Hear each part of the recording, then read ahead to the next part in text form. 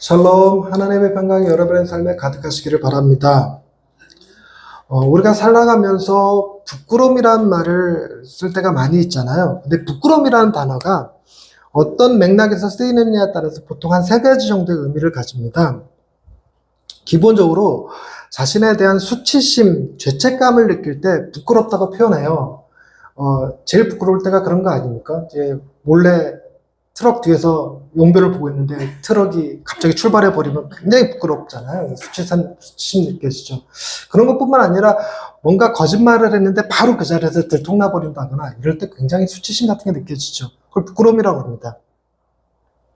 그리고 또 다른 거는 공감성 수치라는 개념이 있어요. 그게 뭐냐면 왜 이런 거 있잖아요. 그 대통령이 뭘 잘못했을 때, 외국에 나와서 실수했을 때, 이럴 때 왜 잘못은 대통령이 하고 부끄러움은 우리가 겪어야 되지? 뭐 이렇게 느낄 때, 그리고 왜 가족들끼리도 이렇게 같이 가다가 아빠가 실수를 하거나 이러면 자녀들이 부끄러워하지 않습니까? 그러니까 그런 거 공감성 수치라고 불립니다. 그런데 뿐만 아니라 무슨 부끄러움도 있냐면 약간 연애 감정이 섞인 부끄러움이 있습니다. 그거를 이제 설레임이라고 표현할 수도 있겠지만, 이렇게 사랑하는 이렇게 예쁜 아가씨가 있어요. 짝사랑하는 대상이 있는데 사랑 고백을 못 합니다. 그 여자가 저 남자가 나를 사랑하는 것 같은데, 나를 좋아하는 것 같은데 왜 좋아한다 말 한마디 제대로 안 하고, 그리고 잘 쳐다보지도 못하는가? 그랬더니 그러면서 나중에 깨닫는 거예요. 그는 부끄러웠던 것이다. 그럴 때 쓰는 표현. 사랑의 감정, 애정의 감정 같은 거죠. 그럼 부끄러움은 살아가면서 우리에게 좋은 것일까요? 나쁜 것일까요? 부끄러움을 모르는 사람이 제일 위험하다고 그래요. 부끄러움을 아는 것이 인간됨의 기본입니다. 그래서 예전에 맹자라고 하는 스승님께서, 제 스승이라는 얘기는 아니고, 그 맹자가 사람은 선하게 태어난다라는 주장을 했었어요. 성선설이라고 그러는 선하게 태어난다고 주장을 했는데, 그러면서 선하게 태어난 이유가 인간 내면 안에 네 가지 중요한 성품이 있다라고 말한 게 인의 예지였습니다. 그 인의 예지에 따라서 사람은 선한 존재다라는 주장을 했던 건데, 그것이 각각 이렇게 표현돼요. 측은지심, 수호지심, 사양지심, 시비지심 이렇게 얘기하거든요. 이런 얘기 딱 들으면 뭔가 머리가 띵해지면서 졸리기 시작하고 뭐 이럴 텐데, 하나하나 설명하자면 측은지심은 불쌍히 여기는 마음이 될 거고요. 수호지심은 부끄러워할 줄 아는 마음이에요. 그 다음에 사양지심은 남들에게 사양할 줄 아는 마음, 거절할 줄 아는 마음, 시비지심은 옳고 그름을 구별할 줄 아는 마음이라고 얘기를 합니다. 이걸 인의예지라고 이렇게 표현하는데, 두 번째가 바로 이 부끄러움과 관련되어 있습니다. 수호지심. 의롭지 못한 것을 부끄럽게 여기고 악한 것들에 대해서 분노를 느낄 줄 아는 것, 이게 수호지심이에요. 사람들은 이런 마음이 있다는 겁니다. 그래서 사람은 선하다 이렇게 주장하는 게 이제 성선설입니다.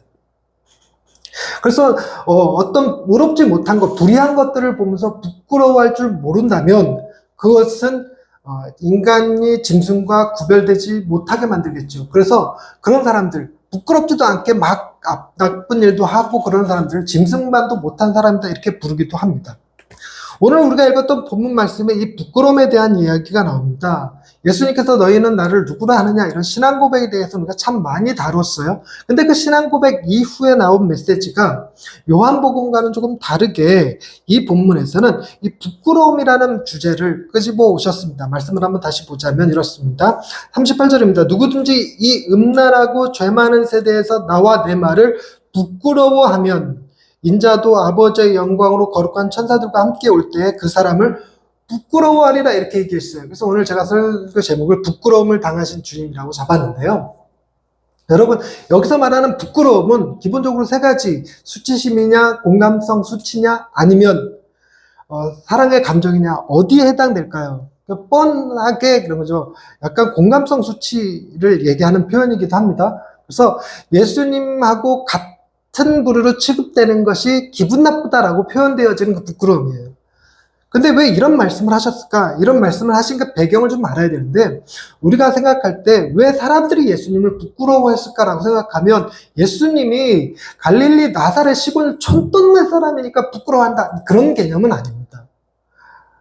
그런 개념은 아니고요. 그리고 예수님의 옷 입은 것이 너무 더럽고 추레해서 같이 상종하기 싫다, 그런 개념도 아니고요. 예수님이 너무 무식해서 그의 말을 듣고 있는 게 내가 다 부끄럽다, 뭐 그런 얘기 또한 아닙니다.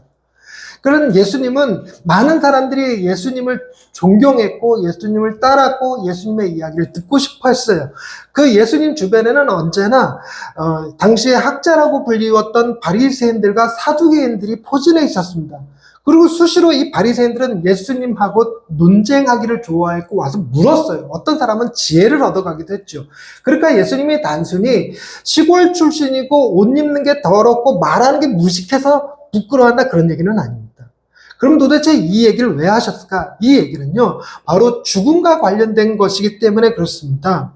오늘 우리가 읽었던 본문 말씀에 사람들이 나더러 누구라 하느냐 그럴 때 29절에 베드로가 대답하여 이르되 주는 그리스도시니이다 이렇게 얘기를 했거든요. 그리고 나서 예수님이 첫 번째로 자신이 어떤 일을 당할 것인지를 예언처럼 제자들한테 말씀해 주셨습니다. 32절 인자가 많은 고난을 받고 장로들과 대제사장들과 서기관들의 버림받아 죽임을 당하고 사흘 만에 살아나야 할 것을 비로소 그들에게 가르치셨어요. 그러니까 죽고 3일 만에 살아날 것이다. 근데 누구의 손에 죽냐면 장로들과 대제사장들과 서기관들의 손에 죽어요. 그러니까 강도 만나서 죽는 것도 아니고 병들어서 죽는 것도 아니고 사고 나서 죽는 것도 아니고 장로들과 대제사장과 서기관들에 의해서 죽임을 당한다는 얘기는 하나님의 저주받은 자라는 조롱과 비판을 함께 받으면서 죽을 것이라는 것을 의미해요. 당시 이들에게는 사람을 죽일 수 있는 정치법을 가지고 있지는 않았습니다. 사람을 죽일 수 있는, 정치적으로 죽일 수 있는 것은 오로지 로마가 가지고 있었고요. 이들은 종교법을 가지고 있었고 로마가 자기가 지배하는 식민지의 종교 정책은 관대하게 하게 해줬어요. 그래서 이들은 뭘 할 수 있는 권한을 가지고 있었냐면 사람을 돌로 쳐서 죽일 수 있는 권한을 가지고 있었습니다. 그것에 죽은 사람이 스데반이라는 사람이었죠. 근데 저 사람을 돌로 쳐서 죽여라 이렇게 말할 수 있는 사람들의 부류가 되게 대제사장과 장로들과 서기관들이었습니다. 그러니까 이런 사람들에게 죽임을 당할 거라는 얘기는 하나님의 저주받는 자라는 소리를 듣고 돌에 맞아 죽을 것을 의미하는데 내가 믿고 따르는 스승이 당시의 종교 지도자들, 사람들의 존경받는 사람들한테 저 사람은 이단이야, 저 사람은 죄인이야, 저 사람은 하나님의 저주를 받은 자라고 많은 손가락질 당한다면 그것만으로 제자들이 마음이 너무 힘들 겁니다. 일례로 여러분 저랑 같이 지금 20년 가까이 같이 신앙생활을 하고 있는 교인들이요. 우리 가족들이요. 알고 봤더니 전재훈 목사님 신천지였더라. 이런 소리 딱 들으면 그것이 사실이 아니라는 걸 알지만 그래도 많은 사람들이 이 사람도 사람 다 신천지라고 그러고 사람들이 비난하고 신천지와 관련된 증거를 찾았다면서 약간 조작된 것이든 아니면 제 설교 영상을 악의적으로 편집한 것이든 이래갖고 올라오면요. 여러분 부끄러움 느끼실 겁니다. 물론 분노를 느끼시는 분들도 계시겠죠. 대부분 분노 느끼지만 더불어서 부끄러움이 같이 느껴져요. 그러면서 우리 목사님은 아니야, 그런 분 아니야 라고 말하면서 저한테 그럴 거예요. 조심하시지 그러셨어요. 제가 영상 올리지 말자고 했잖아요. 이런 얘기까지 하면서 그렇게 되는 거예요. 그래서 예수님이 더더군다나 본인이 계속 제자들한테 자기가 하나님의 아들이라고 그랬거든요. 그러면서 죽은 자도 살리고 병든 자도 고치고 그랬는데 근데 왜 대제사장들과 장로들과 서기관들에게 죽임을 당할 거라고 말씀하시냐는 거예요. 죽임을 당할 거라고 말씀하시냐 이거죠.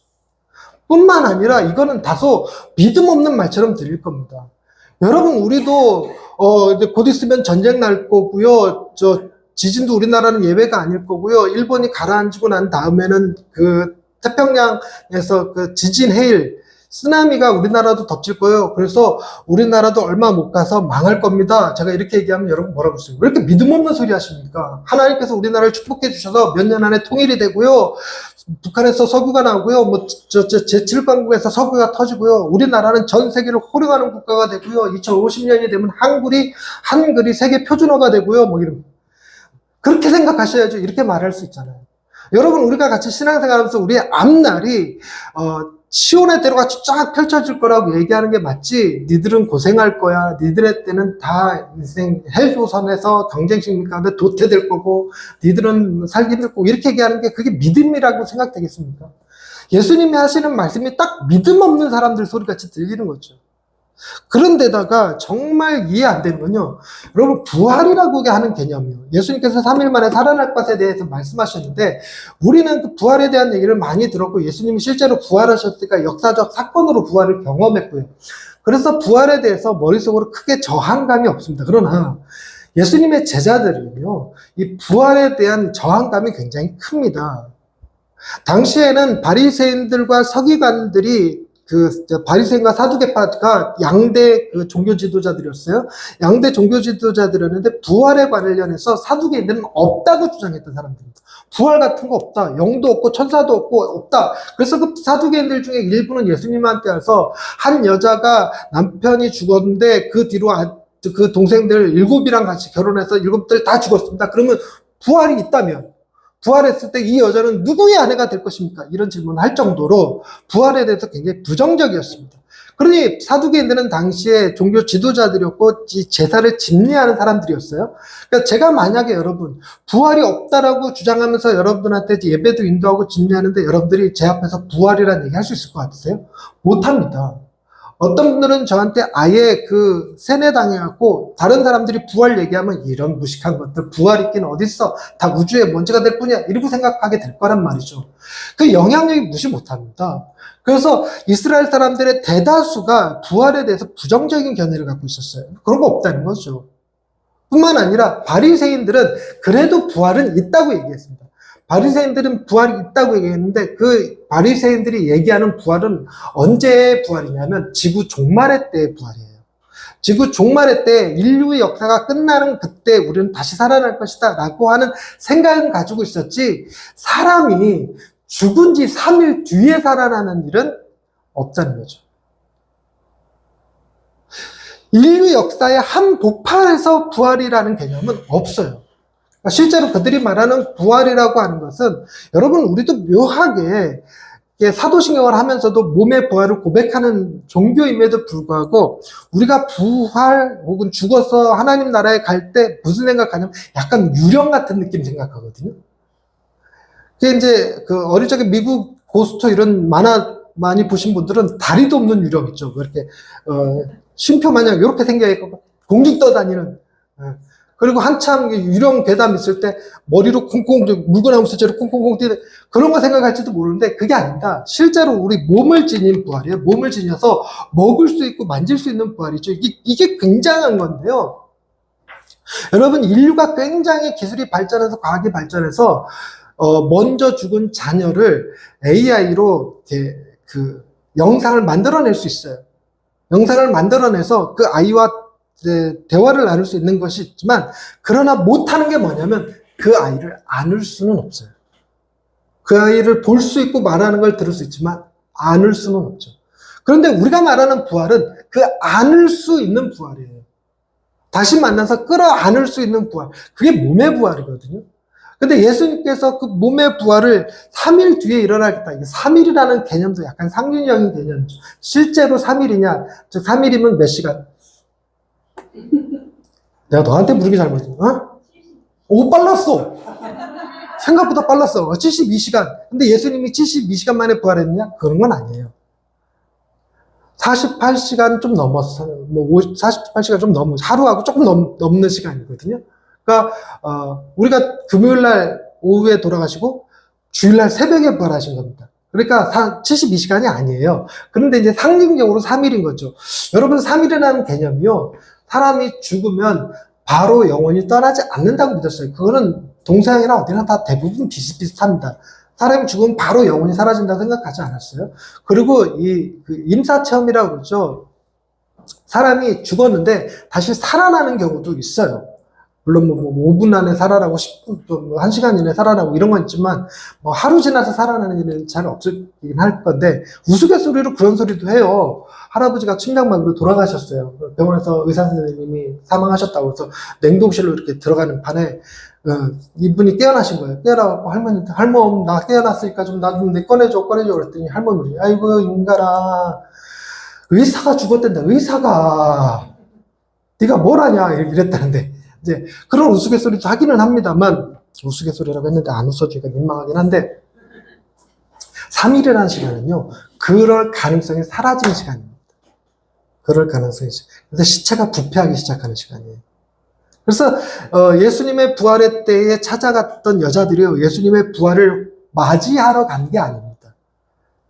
마중 나간 게 아니에요. 뭐 하러 간 거냐면 시신이 이제 부패하기 시작하니까 거기에 향유를 바르려고 갔던 겁니다. 그런데 예수님은 그때 부활하신 거고 지금 그 얘기를 하시는 거예요. 3일 만에 부활하겠다. 그런데 이게 실제로 예수님의 부활을 보기 전까지는요, 정말 말 같지도 않은 소리거든요. 무슨 망상 같은 얘기예요, 망상 같은 얘기. 아니, 대제사장과 바리새인들과 사기관들에게 의해서 죽임을 당하고 3일 만에 부활해? 꿈꿔? 장난해? 이런 느낌이죠. 이런 느낌. 그러니까 이제 베드로가 뭐라고 그랬냐면 32절에 드러내놓고 이 말씀을 하시니 베드로가 예수를 붙들고 항변할세. 다른 표현으로 야단친다라는 그런 개념이거든요. 어째 그런 믿음 없는 소리 하십니까? 말도 안 되는 소리 하십니까? 스승님이 그들에게 잡히시기까지 우리가 그냥 있을 것 같습니까? 이런 개념도 같이 포함되어 있을 거예요. 어찌 그리 믿음 없는 소리, 이런 얘기가 될 텐데, 33절에 보니까 예수님이 바로 그 제자에게 사탄아 내 뒤로 물러나라 이렇게 얘기하시거든요. 그러니까 그만큼 이 당시 베드로를 비롯해서 베드로는 자기의 의사를 명백하게 밝힌 거고 다른 제자들도 마찬가지예요. 예수님이 죽으시고 부활하시고 성령을 받기 전까지 이 개념에 대해서 명확히 머릿속에 없었습니다. 그래서 이걸 완전히 뜬구름 잡는 소리고 말 같지도 않은 소리인데 이게 바로 부끄러운 거예요. 어디 가서 말하기도 민망한 거예요. 우리 스승님은 돌아가실 거야. 그것도 대제사장과 장로들과 서기관에 의해서 억울하게 하나님의 저주받은 자라고 십자가에 나무에 달린 자마다 다 저주받은 자라거든요. 그러니까 나무에 달려서 옷 홀라당 다 벗겨져서 조롱당하면서 피 흘리고 그렇게 해서 돌아가실 거라고 얘기한다는 것이 말이 안 돼요. 그렇게 말할 수 없습니다. 사람들한테 말할 수도 없을 뿐더러 그런데 3일 만에 부활하실 거야. 말이 됩니까? 예수님이 이게 지금 첫 번째 얘기하신 거고 십자가에 달려 돌아가실 때까지 총 3번에 걸쳐서 말씀하셨어요. 총 3번에 걸쳐서 말씀하셨음에도 불구하고 제자들 중 어느 누구도 예수님의 부활을 기다린 사람이 없었습니다. 여자들이 예수님의 부활을 보고 제자들한테 가서 예수님 부활하셨다고 말해도 그래도 믿지 않아서 쫓아가서 무덤에 가서 들여다 봤어요. 빈무덤을 봤습니다. 세마포를 봤습니다. 빈무덤과 세마포라는 얘기는 사람이 귀신, 시체를 훔쳐갔을 것 같으면 세마포는 놔뒀겠어? 같이 가져갔겠지? 그러니까, 실제로 부활하셨으니까 시신을 쌌던 세마포가 개어져 있었고, 실제로 부활하셨으니까 무덤이 비어 있었던 건데, 그걸 보고도 못 믿었습니다. 더더군다나, 제자들이 다 봤어요. 부활하신 주님을 실제로 경험했습니다. 만났습니다. 같이 식사도 했습니다. 근데 그 자리에 누가 없었냐면 도마가 없었어요. 도마가 없었어요. 도마에게 제자들이 야 우리가 예수님 부활하신 걸 봤어. 우리가 다 같이 봤어. 한두 사람 한 명이 봤다 그러면 네가 환상을 봤거나 꿈꾸는 거라 할 수 있겠지만 우리가 다 같이 봤어. 다 같이. 그런데도 도마는 못 믿어요. 이러면 멍청한 소리더라고요. 사람이 어떻게 죽었다 다시 살아나 이런 개념이죠. 그래서 나는 예수님의 못자국에 손 집어넣고 옆구리에 손 집어넣기 전까지는 절대랍니다. 도마가 믿음 없는 소리 한 게 아니라 이게 그때 당시에 커먼센스 상식이었어요. 상식. 그 정도로 지금 예수님이 죽으시고 부활하신다고 하는 소식은 굉장히 부끄러움을 유발하는 겁니다. 어디 가서 말하기 힘들어요. 게다가 이 시대 예수님이 이미 죽으시고 부활하신 시대를 살아가는 우리잖아요. 그런 우리들은 예수님이 누구 때문에 십자가 달려 돌아가셨냐고 묻는다면 나 때문이라고 고백하거든요. 나 때문에 2000년 전 예루살렘에서 하나님의 아들이 십자가 달려 죽었다는 얘기를 말하는 것도 듣는 것도 여러분 이게 상식을 벗어납니다. 너를 위한다 치자 그래. 근데 너를 위해서 이스라엘 사람이 죽었다고? 너는 그걸 믿냐? 이런 얘기가 되는 거예요. 그리고 그 사람이 부활했다고?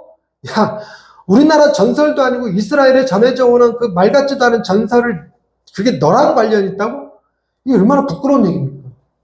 우리는 그럼에도 불구하고 예수를 믿었다는 것 사실 자체가 이게 성령의 역사 아니면 달리 설명할 길이 없어요, 이게.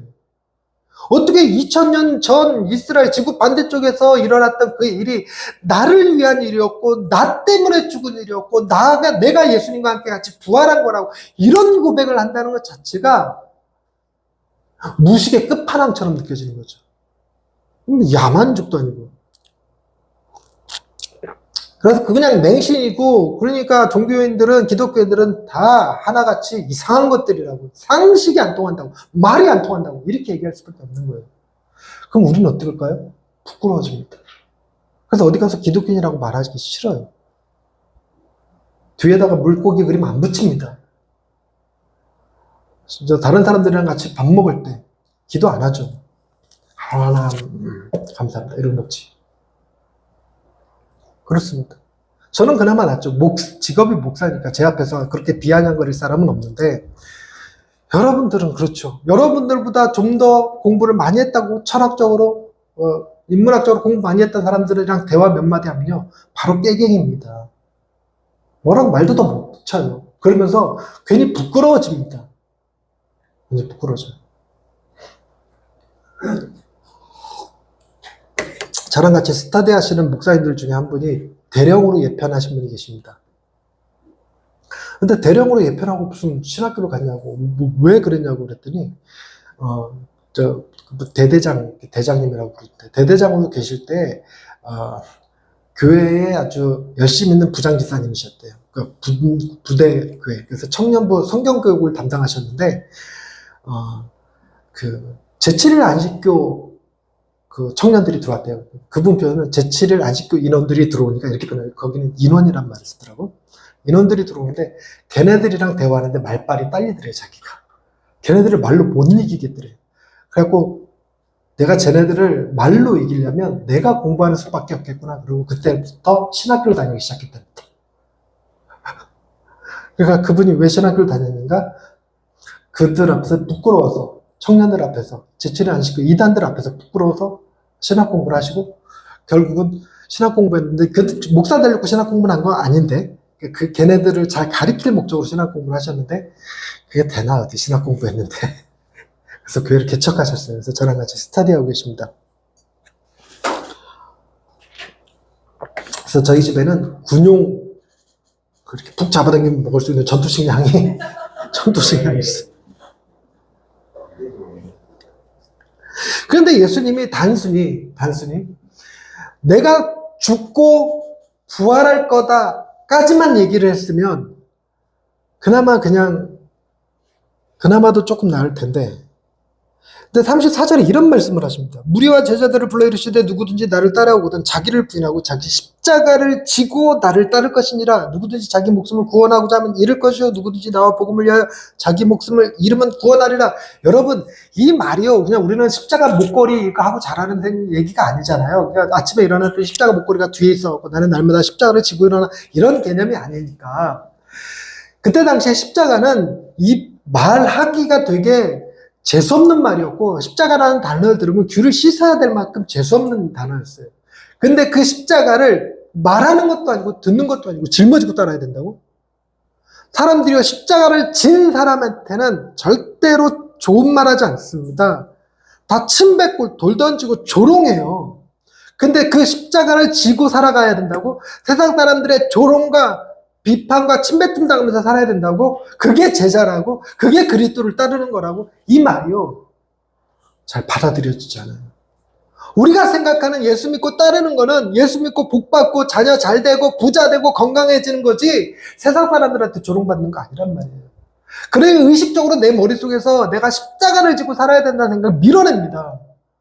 그래서 신앙생활 잘한다고 한다는 얘기가, 결국 하는 얘기가 11조 열심히 해서 복 받았습니다. 사업이 잘 됐습니다. 우리 애들 하버드대 갔습니다. 이런 얘기 하는 거예요. 고난받았습니다. 조롱받았습니다. 비판받았습니다. 사람들한테서 외면당했습니다. 이런 얘기가 간직거리가 전혀 되질 않잖아요. 부끄러운 거예요. 부끄러워요. 여러분, 저는요, 굉장히 잘 나가는 사람입니다. 굉장히 유명한 사람입니다. 책을 썼어요. 강의도 했어요. 목사님들 가르치기도 합니다. 최근에, 오늘 아침에는 제자 목사가 있어요. 그 제자인데, 목사가 된 친구가 있는데, 그 친구가 전화해갖고, 목사님 유튜브 활동 열심히 하시더라고요. 제가 영상 들었는데 너무 좋았어요. 이러면서 영상 얘기를 하더라고요. 그리고 어떤 분은 제게 그러더라고요. 자기 친구 목사가 차 안에서 전재훈 목사님의 강의를 mp3로 만들어갖고 매일 들으면서 다닌대요. 그래갖고 그분이 그랬답니다. 나는 그분이랑 같이 스터디하는데 이렇게 얘기했대요. 잘 나가는 사람이죠, 이 정도. 여러분, 다음 주에 감리교 제일 큰 교회, 감리교 제일 큰 교회라는 말은 좀 웃기지만 가장 상징적인 교회, 효성중앙교회 그 감리교계 수장 대표이신 감독님 교회에서 제가 집회를 합니다. 제가요, 감리교회 통합적 목사들 잘 안 세웁니다. 제가요, 내년에 전국 수련회, 중고등부 전국 수련회 강사로 내정돼 있어요, 제가. 잘 나가는 사람입니다. 그럼에도 불구하고 교인 몇 명이야 소리에 부끄러워져요. 부끄러워져요. 책을 냈지만, 책 몇 세 찍었어? 부끄럽습니다. 몇 세를 찍어 1세도 안 팔리고 남아야 그대로 쌓여있는 판에. 한번 집회 나가면 살이 얼마 받아? 얼마 받아요? 어쩔 때는 그냥 가지. 여기저기 강의하고 다니니 돈 많이 벌겠네? 말도 안 되는 얘기예요. 이게 괜히 사람 부끄러워지게 만든다. 근데 제가 우리 교회 교인 수 물어보면 13명, 14명 이렇게 예배드리고 있습니다. 요즘 코로나 이후로 15명 넘지 쉽지 않아요. 이렇게 말하는 게 부끄럽게 느껴질 때가 있습니다. 주님이 제게 말씀하시는 거예요. 한 영혼이 천하보다 귀하다고 했지 않느냐. 아멘, 저 동의합니다. 그러나 이게 여러분이 천하가 여기 있다는 생각을 해본 적이 없어요, 제가. 그러면서 뭔 한 영혼이 천하보다 귀하다 이걸 인정합니까, 제가. 이게 부끄럽더라고요, 부끄러워. 그러니 어디 가서 제가 주님의 죽으심과 부활이 부끄러운 것도 아니고 십자가를 지고 사는 것도 부끄러운 게 아니고 내가 목사인 게 부끄러워요. 목사답지 못하다고 느껴서. 또 주님이 이렇게 얘기하시는 거예요. 38절에 누구든지 이 음란하고 죄 많은 세대에서 나와 내 말을 부끄러워하면, 지금까지 내가 한 말을 너희들 부끄러워하잖아? 그거 어디 가서 말 못하잖아? 그럼 나도 하나님 앞에서 니들 부끄러워할 거야. 이렇게 얘기해요.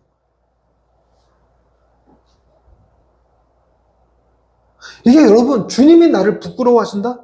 아이고, 너 같은 걸 내가 위해서 십자가에 죽었다니, 내가 너를 목사로 삼았다니, 아이고, 한심하다, 한심해. 어디 가서 말하기도 부끄럽다.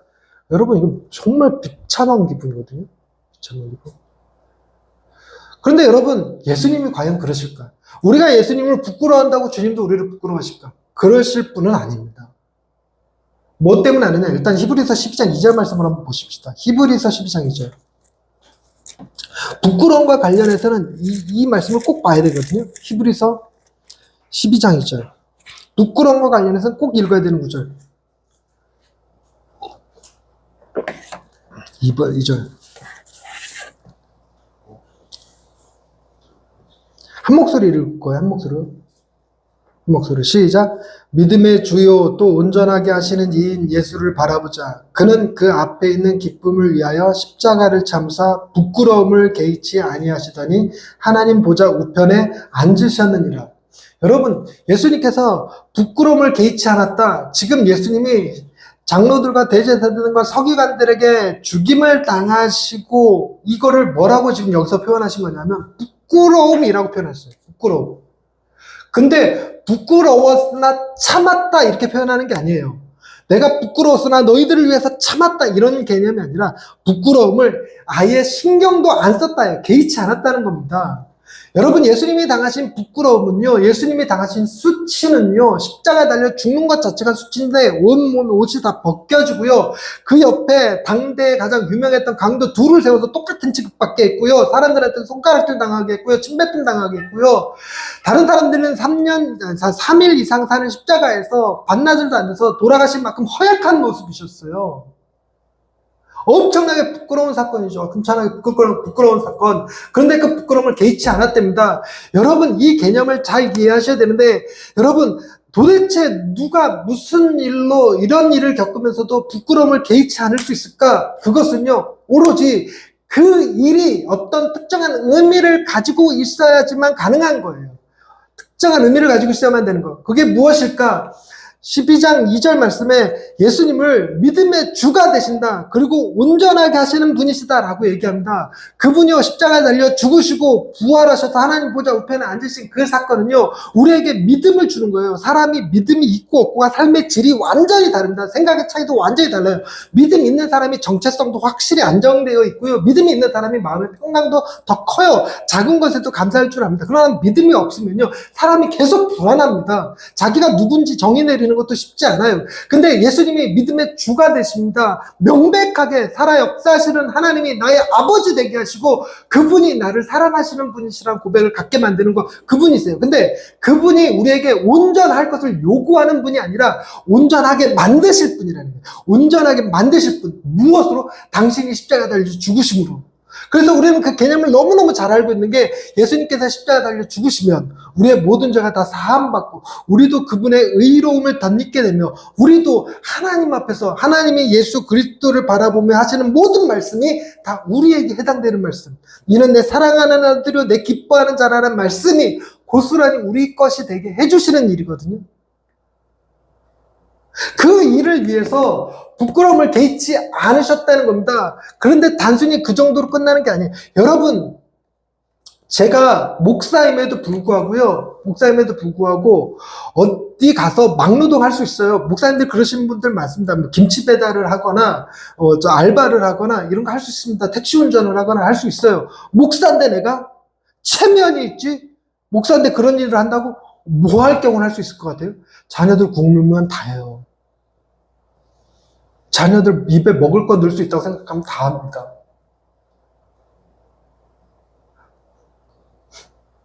무슨 얘기냐면 내가 하는 이 일이 천하냐 귀하냐의 문제가 아니에요. 이 일을 통해서 내가 얼마나 존귀해지냐 그게 아니에요. 내가 이 일을 통해서 내가 사랑하는 누군가가 살 수 있다면 내가 사랑하는 누군가가 존귀해질 수 있다면 얼마든지 한다는 얘기입니다. 얼마든지. 이 땅에 와서 살고 있는 외국인 노동자들이요. 그들의 삶의 모습은 처참하고 더러운 거지만 그들의 모습을 바라보는 고향의 가족들은요. 아버지의 모습은 숭고하고 아름다운 겁니다. 그러니 내 가족들이 편안하게 살 수 있다면 내가 한국에 와서 이런 일 좀 하는 거 나는 전혀 부끄럽다고 생각 안 해. 이러고 하는 거예요. 말씀을 정리하자면 이렇습니다. 우리는 부끄러워할 수 있어요. 저는 이 부끄러움이라는 주제를 당할 때마다 마음 볼 때마다 마음이 이렇게 확 답답해지는 게 있거든요. 부모님이 시각장애인이어서 우리 부모님을 부끄러워했던 적은 없습니다. 부끄러움을 느꼈던 순간들이 제가 있어서 그래요. 그걸 표현하지 않았다 뿐이지. 저도 부끄러웠어요. 구걸하는 부모님 뭐 자랑스럽겠어요. 다른 사람 몸 만져갖고 돈 버시는 분들 뭐 그렇게 자랑스럽겠어요. 사람들한테 다 손가락질 받고 저 반말 듣고 무시당할 때 뭐 그렇게 자랑스럽겠습니까? 그런데 어느 철두고 나니까 오히려 그걸 얘기하게 돼요. 우리 부모님 나를 어떻게 키우셨는지. 전혀 부끄럽잖아요. 우리 부모님의 희생이 숭고하게 느껴집니다. 여러분 그런 거예요. 어릴 적에는 내가 부모님 좀 부끄러웠어. 그러나 그 사랑을 알고 있나니 그렇지 않습니다.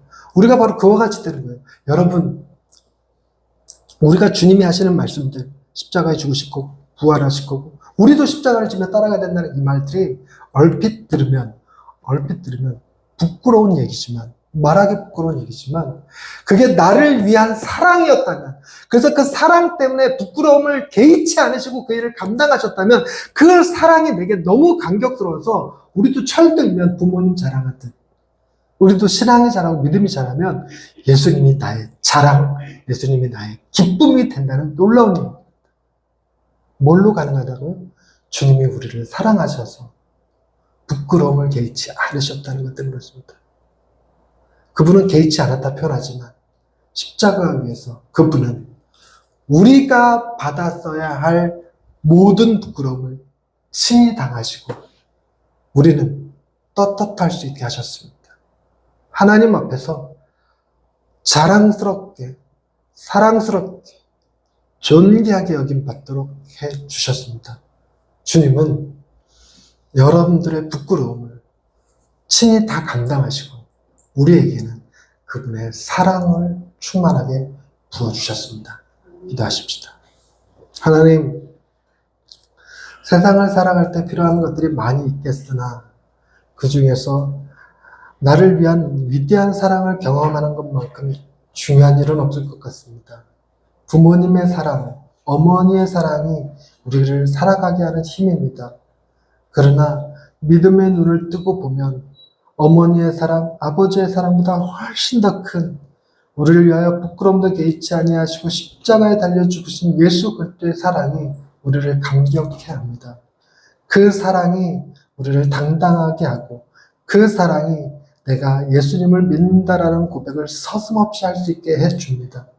우리도 예수님의 사랑 안에 감격하여 내가 예수 믿는 자요, 내가 기독교인이요, 내가 주님을 사랑하는 사람이다라고 말하며 살아갈 수 있는 예양의 식구들 다 되게 해주옵소서. 예수님의 이름으로 기도드립니다. 아멘.